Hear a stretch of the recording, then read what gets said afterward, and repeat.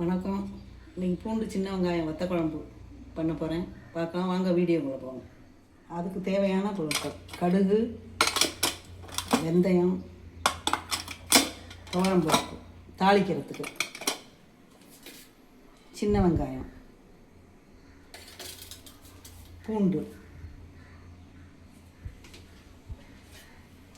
கருவேப்பிலை. வாங்க எப்படி பண்ணுறது.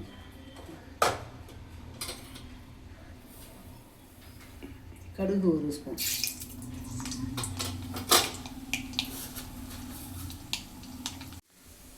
வெந்தயம் 1 ஸ்பூன்,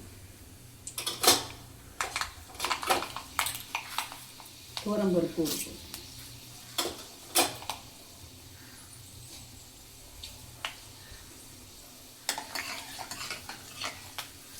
நல்லா செவந்து வரணும்.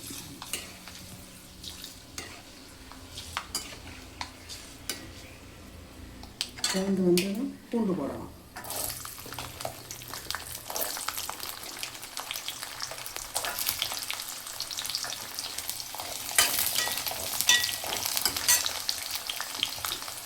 சின்ன வெங்காயம்,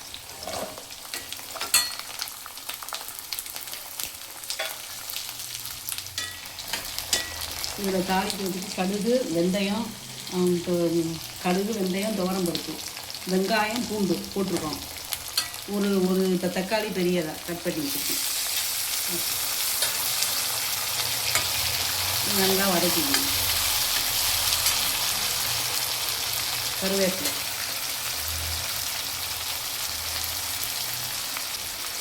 அதுக்காக வச்சுக்கு உப்பு கொஞ்சம் சேர்த்தோம்னா சீக்கிரமாக வதங்கும். அதுக்காக உப்பு சேர்க்கணும்.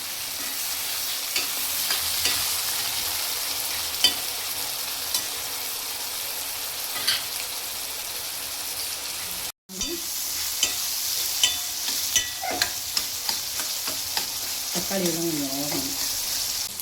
நானே வீட்டில் சாம்பார் பொடி ப்ரிப்பேர் பண்ணி வச்சுருக்கேன். அதை இன்னொரு வீடியோவில் உங்களுக்கு சொல்கிறேன். கடைப்பொடியாக இருந்தால் அவ்வளவு போட முடியாது. வீட்டில் ப்ரிப்பேர் பண்ணி வச்சுக்கிறதுனால கொஞ்சம் போடணும். 1.5 ஸ்பூன் போடும். இதையும் அந்த எண்ணெயோட வத்த குழம்புக்கு நல்லா வதக்கிக்கணும். ஒரு 1 நிமிஷம் வதக்கணும். அந்த எண்ணெயில் அது வதங்கினதுக்கப்புறம் செக்கு நல்லெண்ணெய் தான் ஊற்றிருக்கோம்.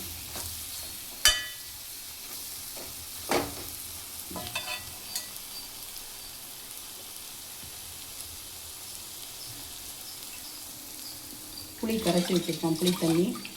அது தேவையான குழம்பு உங்களுக்கு எவ்வளோ வேணுமோ அதுக்கு தகுந்தபடி நீங்கள் வச்சுக்கணும்.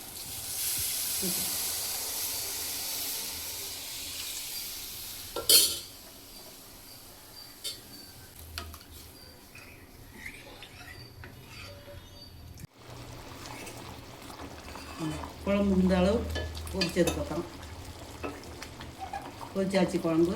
இதை இறக்க போகிறேன். இந்த வேறு ஒரு பாத்திரத்தில் மாற்றிக்கிறேன்.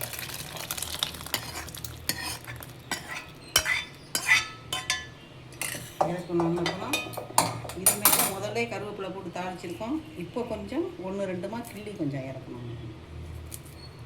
கொஞ்சம் கிண்டி போட்டுக்குவோம். மேலே வாசனையாக இருக்கும். கொத்தமல்லி மேலே